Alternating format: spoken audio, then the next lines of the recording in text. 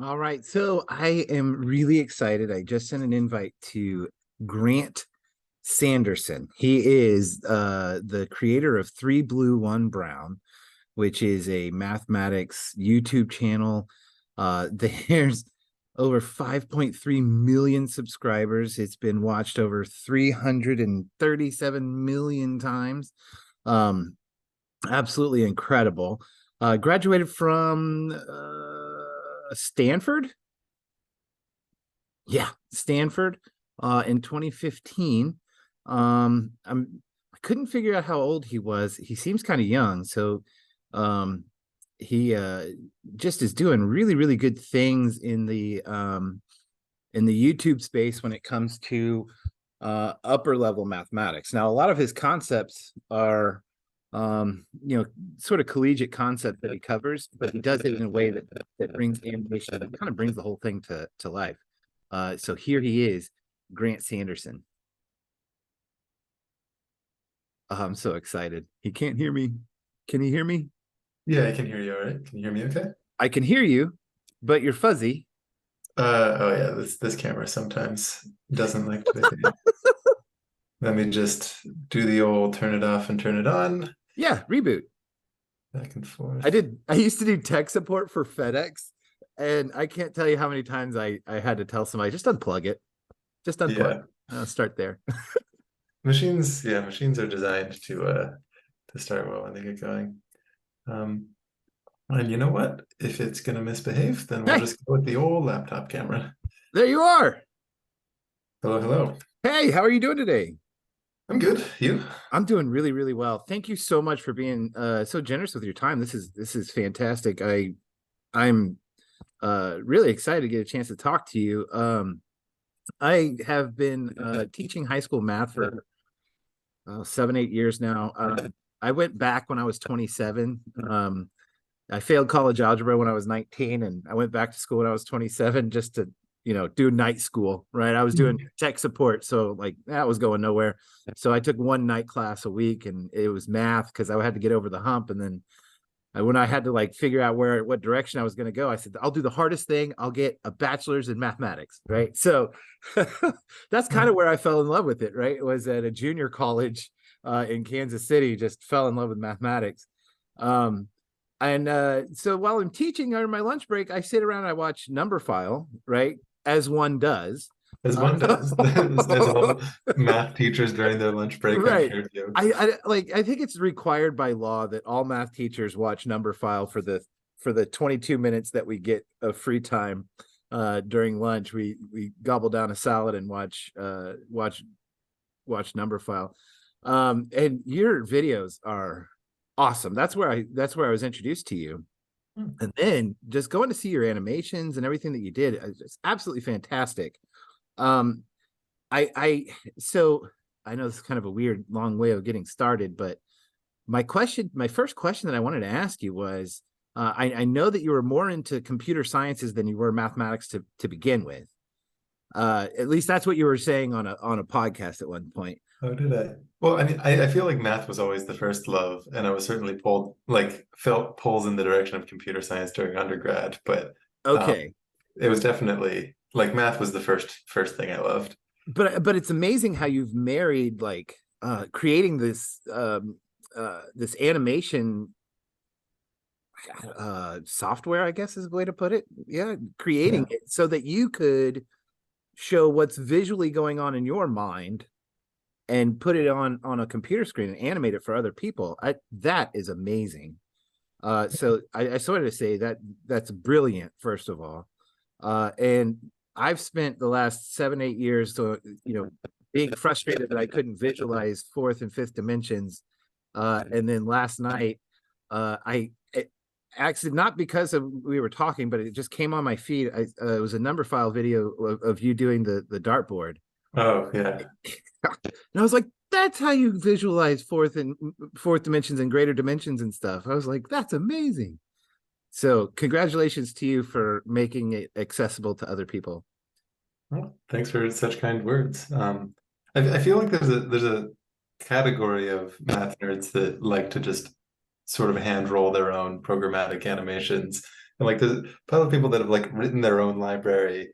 And on the one hand, you're like, that's absurd because surely just using a unified tool might be better. Like maybe it would be, but there's something about like full ownership of something from the lowest level of talking to the machine upward that like scratches an itch for a certain kind of person.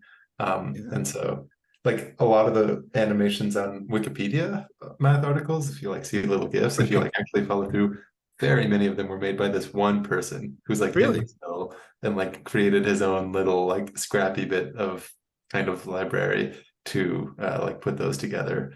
Or I don't know, there's a couple other like channels or people I'll see like making GIFs or short form type things, which is where it's a similar story. And so I think it plays out in a number of different ways. And maybe it's because once you once you just have that very low level control, it's super satisfying. I think it becomes kind of addictive to actually make the visuals. So on the one hand, it's an altruistic thing. It's like help other people understand, Right. broadcast the love of math, and that's true. But also there is something that's just addictive about the mere process and like getting the machine to do what you want. Right. And man, I touched on this with somebody recently about how nobody does anything or everybody's actions are for their own self-interest, right? So even if you go to like, I'm working in a soup kitchen this weekend, but you're doing it so that you feel good about yourself, right? So like everything is done in your own self-interest, which is interesting that you kind of say that, you're making these videos for millions of people, right? You have what 5.3 million followers on YouTube, or that's insane, or subscribers, I guess is what it's called, which is absolutely crazy for upper level mathematics, right? To have that kind of a following, but I guess that in a way you're just kind of hitting at it now that you're doing it for yourself, right? You're doing it to kind of scratch that itch, and it just happens to Yeah. be really well done. Yeah, I mean the question of like selflessness versus selfishness is always like a funny thing to engage with and an awkward thing to engage with. But I think what people often are like getting at with an a discomfort with selfishness is like there's short-term self-interested things to do, right? Like you're just kind of indulging and like no one else is getting benefit from it. But when you're going to the soup kitchen, like even if it is the case that you want to feel good about yourself, or maybe there's like boasting rights or whatever it is, Yeah. that is a deeper kind of satisfaction that can come that's like okay, even if you can attribute it to something within the self, ultimately there's a different way that you want to judge the selfish motive of I don't know, just like staying at home and like binging on Netflix versus like going to the soup kitchen where it's like if it passes through someone else, you have a much more enduring flame burning for what's done there. And so in the same way, like if it was literally I'm just like in a room like making animations for myself, there it would be kind of boring and lackluster after a while. And the things that do make a difference, they just hit harder. Like when there's some student that writes in that says like, oh, the series on calculus like actually changed my impression of it. That's when I realized, okay, doing more things that are meeting students where they are Yes. actually matters as the largest order bid in the high run. So that listening to one of the talks you gave, you talked about having a low floor and a high ceiling, right? Which is kind of what you're hinting at here. Um, what is, how much of your time is spent thinking about that? So I know you spend like weeks preparing one video. How much of that like preparation, that planning time, how much do you spend trying to manage a low floor and a high ceiling? Or do you just say, people are going to watch it regardless. Let me just make it the best for this topic. That, I mean, most of it comes down to does the topic lend itself to that? I think once you've chosen a topic, the height of the floor and ceiling are not exactly predetermined, but you only have so much wiggle room. Right. And so the ones that genuinely are, appreciated by a ninth grader and also appreciated by like a math PhD are few and far between. There's a couple, and like when you can find them, they're absolute gems. But Yeah. I don't think there's much that you can do for a particular topic once it's handed to you to try to like stretch this out. There's a little, like for example, don't use jargon if you don't need to. Right. That can like lower the floor. I do think part of the reason I'm so obsessed with throwing things visually is it lets you get to a substantive result without all the cognitive load that comes from like parsing expressions to unpack what's really being said. And so in that way, it makes things more digestible. You know, you don't ask as much attention from the audience to get to that epiphany moment, and that can kind of lower the floor. So, you know, along the way, a lot of the thoughts are towards making it as accessible as possible. I mean, I don't know, there was one I was making recently where it's like I had made a video about convolutions, and it was in the discrete case. And then a little bit later, I'm like, oh, I should do one that's kind of in the continuous case. But in the continuous one, I also wanted to make it like one day will be part of a probability series. So I want to picture someone who like hasn't seen this stuff before. You know, they're kind of in the midst of trying to get the foundations of probability. And the video ended up being twice as long as I intended for it to be, because basically I was like, man, all of this would make much more sense if someone is directly coming off of like the discrete example, and Yeah. rather than like assuming someone has watched that video or asking them to go watch it, then it just sort of makes more sense for what I wanted to be a little bit redundant and just do kind of the same example. I'm like, okay, for the existing audience right now who's like following video to video, sorry, it's like the first half here is going to be redundant. But for the actual intended audience, which is, you know, 5 years from now, or in some kind of long tail, when this video exists as part of like a series, does the more lengthened intro that's kind of going through as simple as possible an example to set the stage, Yeah. like lower the floor, hopefully. And you know, it's a lot more work to add all of that in, but like I think that uh hopefully is like in the service of exactly what you're describing. Yeah.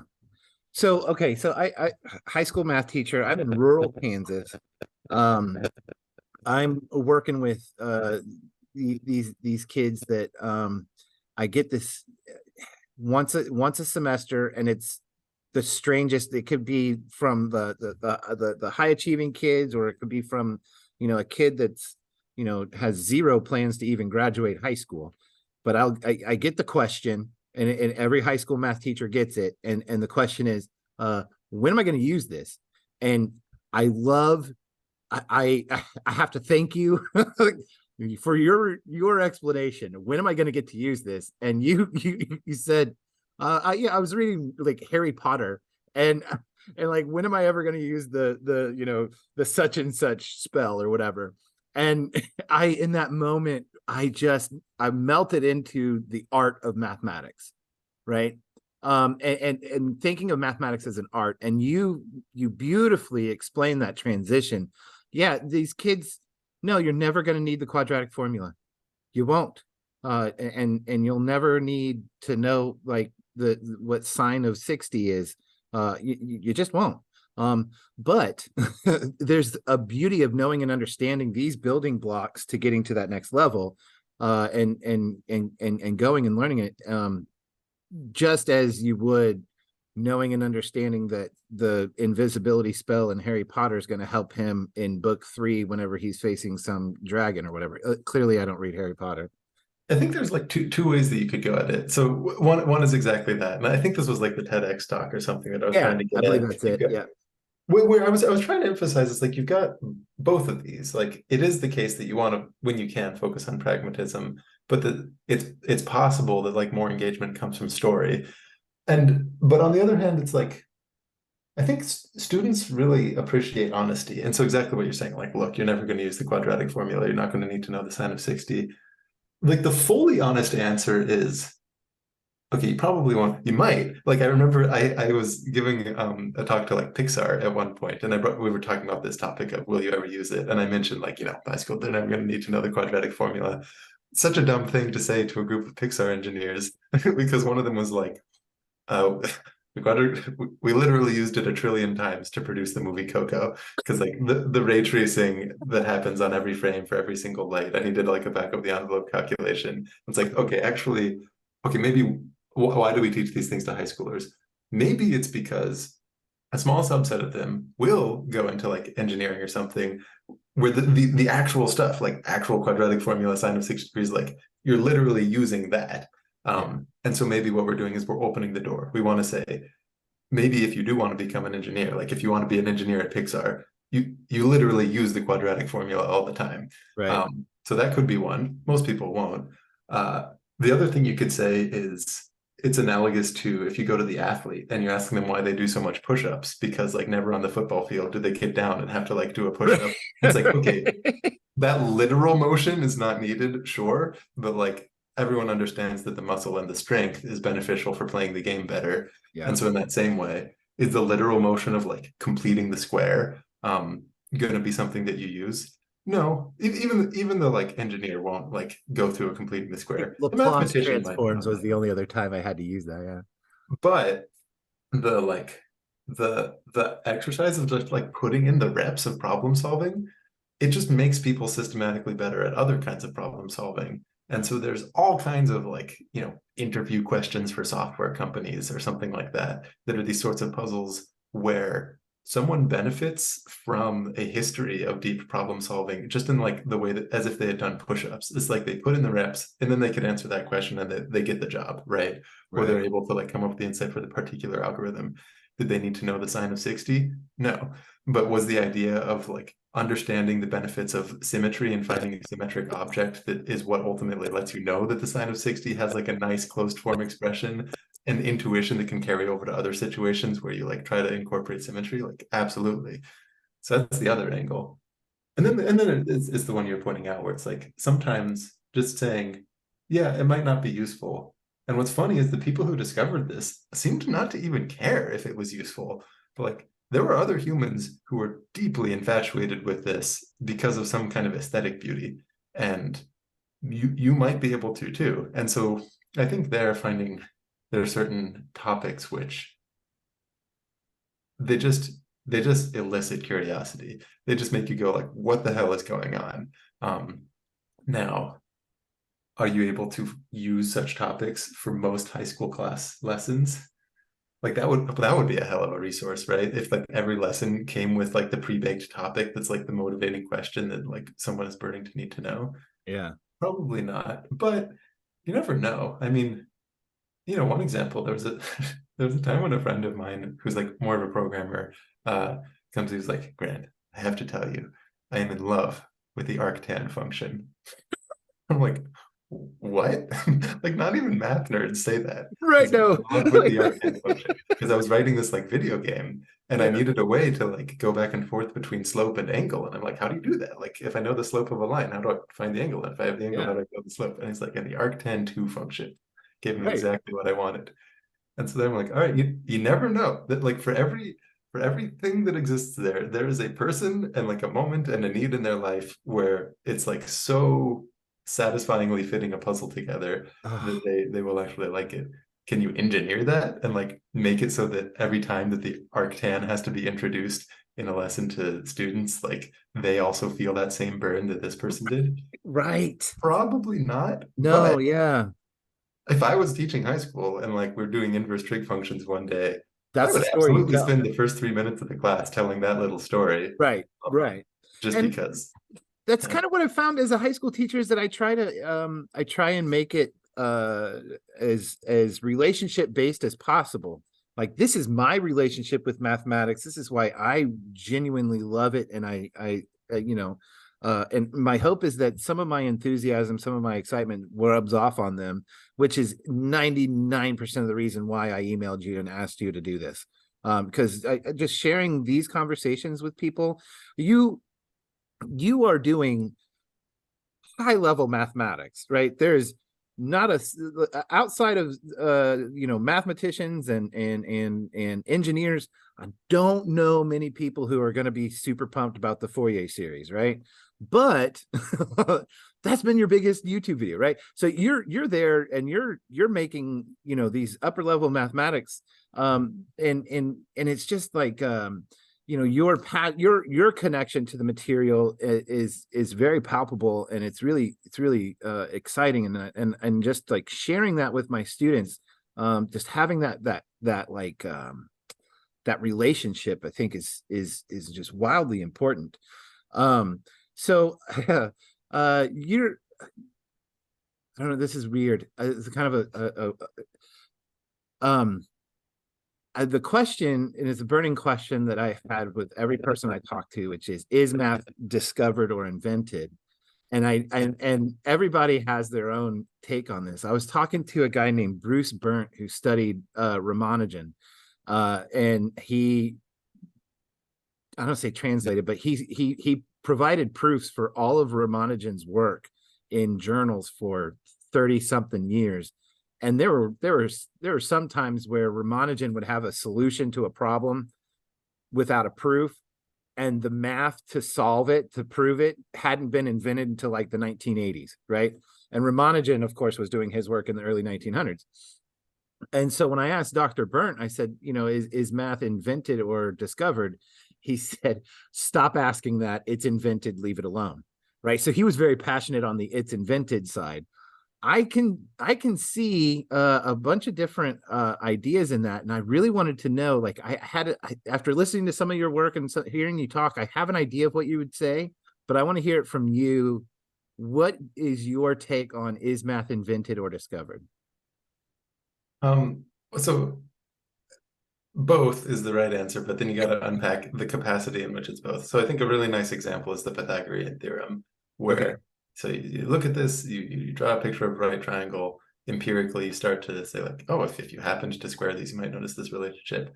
And then you have these really beautiful proofs, and there's hundreds of proofs of the Pythagorean theorem you could draw that show this fact. And so you're like, okay, clearly it's like a discovered fact. It's we started with this natural thing that we drew, and then we discovered it. But then if you ask, what is the substance of that statement when you come up with a fully analytic geometry, where the way that you're defining space is by pairs of real numbers, and you've like constructed real numbers elsewhere.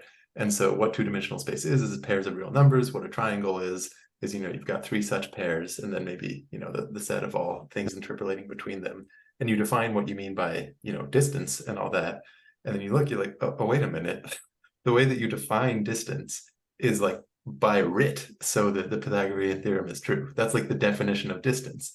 And then you say, could we have defined it another way? And the answer is yes. They're called p-adic, or they're called like LP spaces, where you have like a different metric defining a different distance.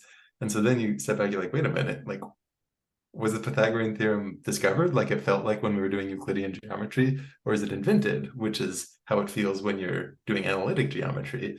And I think the way to think about that is like, you have this discovery about the world that you can kind of touch and draw and everything that motivates the definition of all of the different metric spaces that you can use. Why is the one that uses this metric that basically makes the Pythagorean theorem true by writ? Why is that the one that's like useful, that we tend towards for engineering, things like that?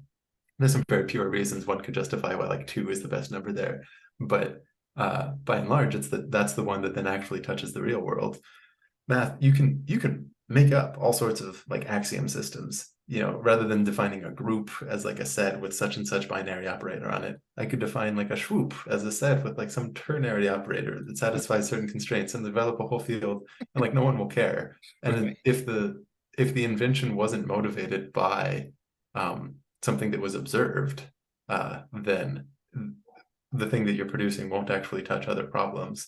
So I think it's this back and forth. You use discoveries from one context, whether that's touching the real world empirically, or if it's just another field, the consequences of its axioms, to motivate the definitions in another, which are like the inventions. I appreciate that. I very much appreciate that. I've that question gets dismissed, and so I appreciate you actually taking time to give a well-worded explanation to it. So that's awesome. All right. So I wanted to ask you, just how old are you? Because I can't figure it out. You're 30. So okay. So when did you graduate high school? In 2011? Good math. Yeah. Yeah. Because you graduated from Stanford in 2015. That's true. Yeah. And so I just figured, did you at any point in time have to tutor Andrew Luck or Christian McCaffrey? He was a senior when I was a freshman. Oh yeah. I think. Well, I would figure you'd probably be tutoring him. He could find a better tutor than me. I don't know if he needed a tutor anyway. He was a pretty smart guy. Yeah. You actually did some personal tutoring.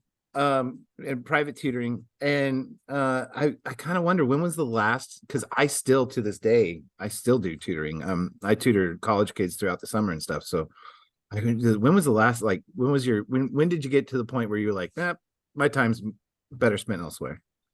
Uh, I actually, I've never made that conclusion. Instead, what happened is that the batch of students I was tutoring all graduated and went away, and I never renewed the batch. I didn't Okay. like go out and because I had a really good relationship with the families and such. It was more than just that. And so Right. I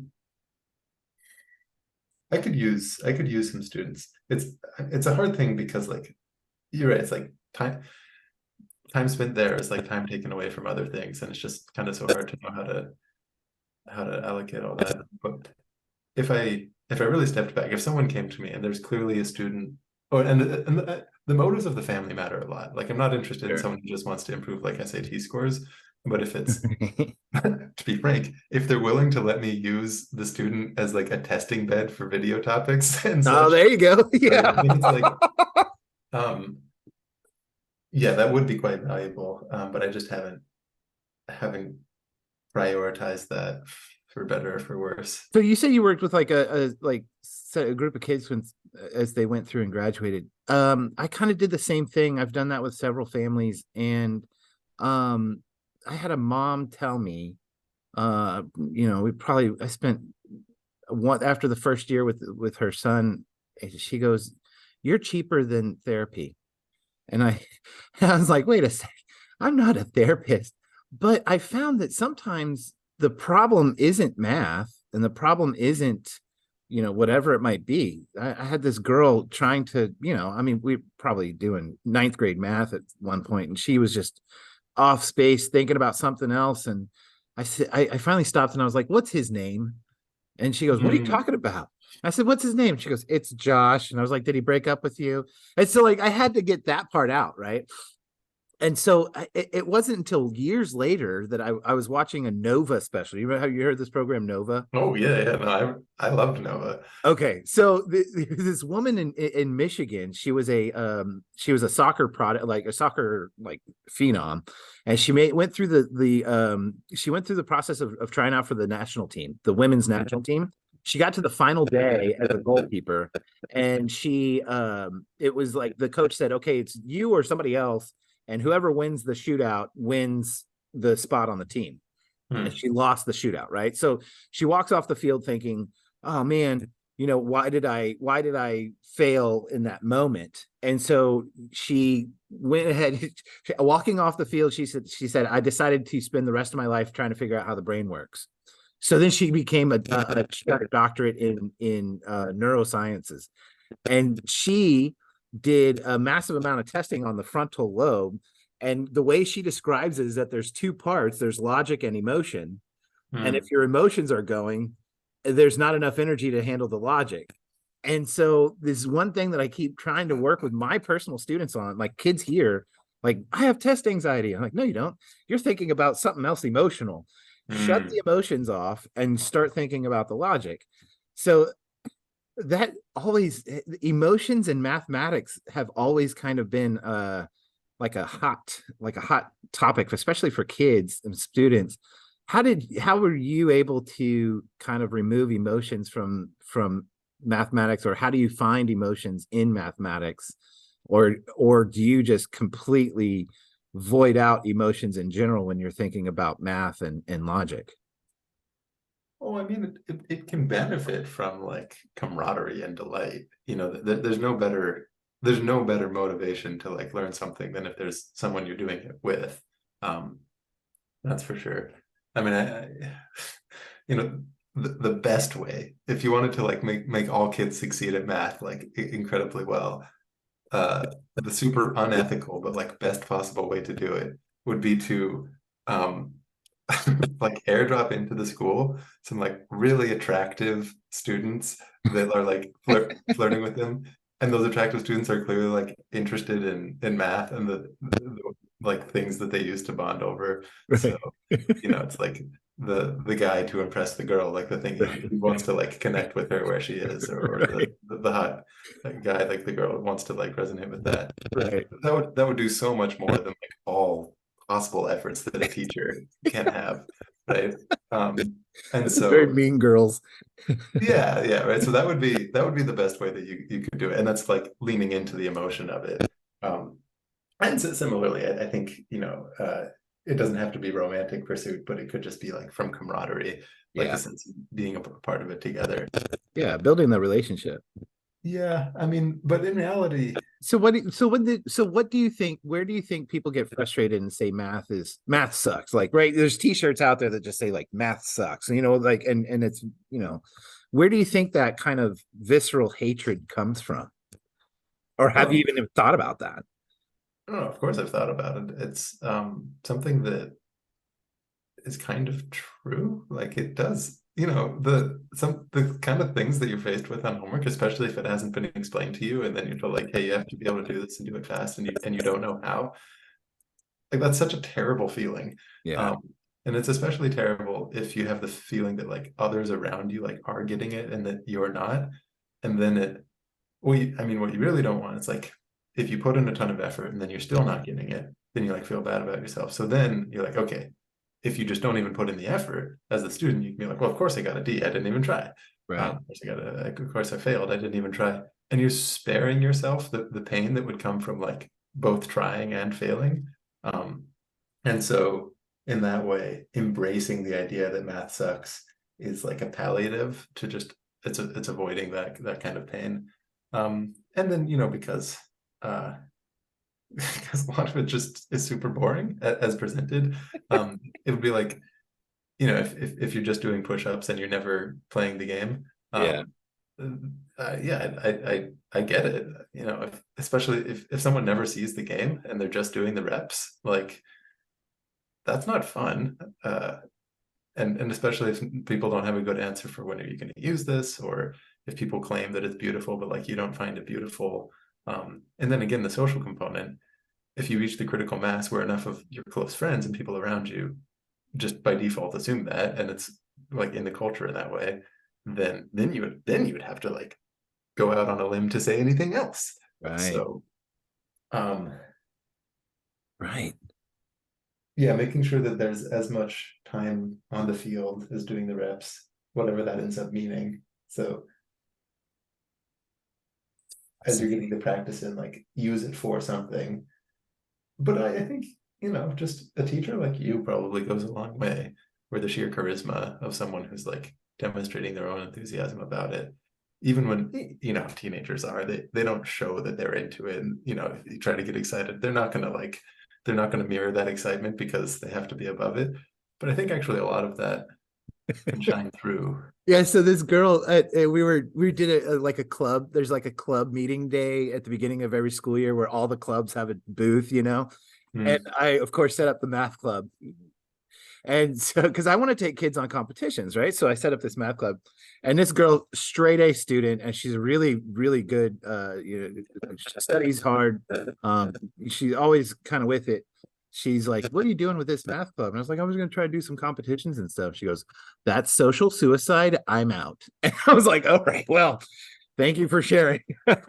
So, so I get that, but also at the same time, like if I could get if those kids, if I can get that kid, right, Yeah. then maybe some others would come in and follow suit and see what it's all about. Yeah, um it's like the value of the first follower. Did you ever see this TED Talk? Where someone was talking about like a movement is actually started by the first follower, not by the leader. no, I'm It's writing pretty it down. good. Yeah. Down. It's gonna be something like what starts a movement, or if you just Google like what starts a movement, first follower, something like that'll do it. Yeah, you, you last night I was working in the garden, and you had mentioned, there's an obscure podcast, the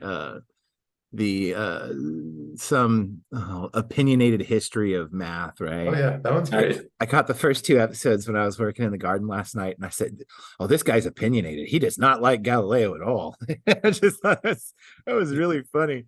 His whole first, yeah, the first like 12 episodes or something like that are just about his opinions on Galileo, which are Yeah, hilarious. it really is. It's not all that. There are there are other things in there. Uh, But yeah. so one thing I want to try with you that I haven't tried yet, I want to show you on the screen here. Where did you go? Uh, there it is. So here is my bracket that I'm doing with my student, right? And this kind of dives into the history, and it's straight formatted with like the 64 team March Madness bracket, right? Yeah. And we have the ancients and then the golden era. I broke it into two chunks, right? So we have golden one, golden two. And this is where you have like Poincaré and Gauss and all these guys, which is really kind of an interesting deal. I wanted to show this to you because I want to get your reaction. Right here in the living quadrant, number 14 going up against number 3, Ian Stewart. Number 14 is Grant Sanderson. So I mean, partly I feel a discomfort. I don't think of myself as a mathematician in the sense that right, I usually reserve the word for like research mathematics. correct. But these people are people that have contributed to mathematics. And you, sir, with 300 and something million views about mathematics, have inspired people that may or may not go on to do great things too. So my I have Terrence Tao at number 1 in the living category. I don't know if you can see these guys. And I wish I could zoom out, but I don't have I that can read it pretty ability. well. Is there anybody in the living category that you think is just a runaway favorite?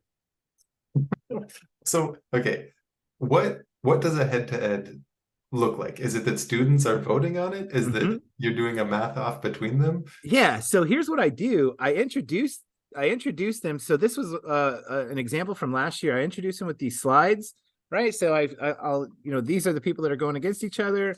Here's a little bit about Euclid. Here's a little bit about Eratosthenes. If I could say that name. Eratosthenes? Eratosthenes. Wow, that was really well done, by the way. Your voice is like the voice, like you're up there, top 10. Your voice is incredible. Yeah, so then I'll introduce these people, and then I did a second, there's two that they go vote on. So Leibniz and Francois Viette. Of course, my pronunciations aren't great. And then they go vote. So then they do like a little reflection log every week. On Fridays I send out this reflection log for them to go fill out.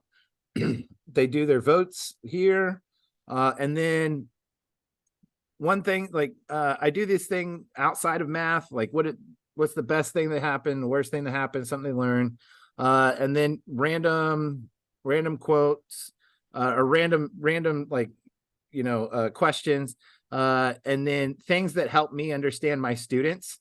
And then I give like a free space for them to have fun, and I this this is really embarrassing. I can't believe this is out there. But like I make fun of the way they talk, right? So like totes optional, things like that. I try and incorporate their vernacular in that just makes me a high school teacher. But then so then they'll put in their responses, and then I can take that. So like Euclid this week crushed it, right? 87% to 13%. And then here, Leibniz in round 1 barely squeaked by with 56% of those. So that's how they move forward. And this was last year's filled out bracket. So Leibniz beat Viette here, but he lost to Fibonacci the next round. Yeah. And Fibonacci and Pascal, that was one of my favorites. Have you ever seen the Fibonacci tie into Pascal's triangle? Yeah, it's a cool one. Right. So I was able to share that with my kids, and then they of course voted on Fibonacci. Somehow Archimedes lost to Euclid, but that's okay. I think it might have been because this was the time of year where I take my kids to see I take my kids to go to a rare books collection in Kansas City. and they saw a printing of Euclid's Elements from 1482. I That mean, was it's the most, really isn't it like the most widely printed book? second. Like Yeah. second to the Bible? Yep. Yeah. Yeah. Yeah. Yeah. That it was a math textbook for 2,000 years. Could you imagine? Yeah. Unbelievable. Yeah. So that's kind of how it's all put together. Yeah, I mean, so they're going to go by, it's like politics, name recognition counts for a lot. Yes, it I'm does. surprised Viet made it as far as he did, but maybe Round you one. do well to like promote his contributions. Well, and it also forces me to learn a lot about these people to give a 2-minute presentation on them. Hmm. Like I have to like kind of become as well versed as I possibly can about them. So with that, who is your favorite mathematician of all time? Let's do this. I can't answer that. What? Um, Why? I mean, favorite because it's like in what category and like in what way?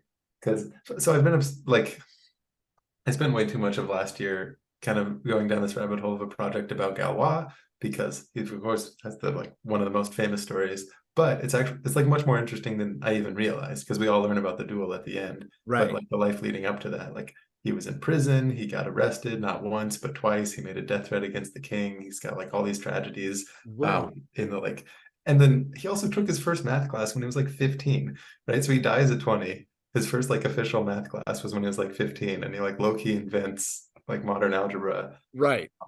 And so I want to do a whole just like documentary about the full story there because the one that we all like hear when we study math is kind of just the cliff notes at the end. Right. So Oh, yeah, please. he's got a great story. Please do. And I you know what's mean, really interesting about Galois? So I was listening to, because I swear this is dumb, but I was listening to somebody talk about it from Berkeley. Pinnett, I believe his name is, or Pinney or something. I don't know. Professor at Berkeley, was a president of the American Mathematical Society, and he was talking about Galois having so much to do with his work. And I spoke to Pierre Deline, who uh proved the Veil conjectures or Veil conjectures. I don't know how you pronounce I Andre think they, Veil. yeah. Yeah, he proved those conjectures, and which is fascinating, and worked with Grothendieck. And all of these people hold Galois on a pedestal, right? Like they talk about Galois like, oh my goodness. And like just he died when he was 20.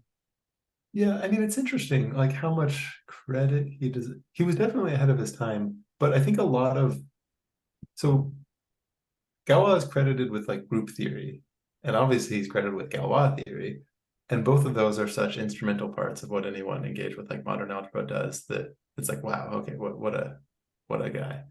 Yeah. Um, it was very nascent though, and like I think Wait, so a lot of nascent? credit What do you mean by nascent? like undeveloped. Okay. It was so first of all, it's like standing on the shoulders of giants. I think Lagrange deserves a lot of the credit for the setting the path that like Galois and also Abel like both were able to kind of walk on. And then also the efforts of sort of formalizing the stuff that Galois did and actually filling in the gaps and kind of making it applicable and concrete and all that happened like many decades after he died. And also like group theory was invented not just from the angle he was coming at, but also there were some other like things that Gauss was doing on completely different sorts of problems that were sort of bubbling in there. And so like Galois' work wasn't really accepted in his time. Well, some of it was. He got published 5 times by the time he was 20. So he's like, he was recognized to some Right. extent. But the big deal, the thing, the paper everyone gets excited about, it was rejected. And then after his death, like he tasked his brother and his friend to like get it out to mathematicians. And it just didn't really take for like 20 years until Oh, someone actually kind of took it seriously. And then even then, maybe another 20 years before it was in textbooks and things like that. And I think the reason is just that math like wasn't like the rest of math sort of needed to be developed up to the point to be able to like ingest what his ideas actually were. mm, And uh so it's incredible in that way, but it's like the credit for what people call Galois theory now should be spread across more than just like him and that one story. And so but it's such a good story and it's such a yeah. dramatic thing that you kind of have to appreciate. Don't cry for me. I need all my strength to die at 20. Like, come on, that's great. Yeah, you can't write that stuff. Yeah. He was such a drama queen that he was also kind of an asshole is the thing. Like that's the awkward part. Is like, he was just like his own worst enemy. And like, yeah. That's hysterical. That's so crazy. Well, I really appreciate your time. I don't want to keep you too long because I mean you're wildly more important than me. So thank you so much for spending time with me and giving me an opportunity to share what I'm doing in my classroom and speaking to a lot of the things that we struggle with as teachers, especially in mathematics. So thanks again. I really appreciate your time, Grant. Yeah, no, it's been a delight, and thanks for doing what you're doing. I think that that's actually where it really matters to get students into it. So Yeah, have a good day, and I will. And if you ever come to Kansas City, I'll probably get my feelings hurt if you don't look me up so I can take you to go get some barbecue. Okay. I duly noted. All right. Bye, Grant. Thanks again.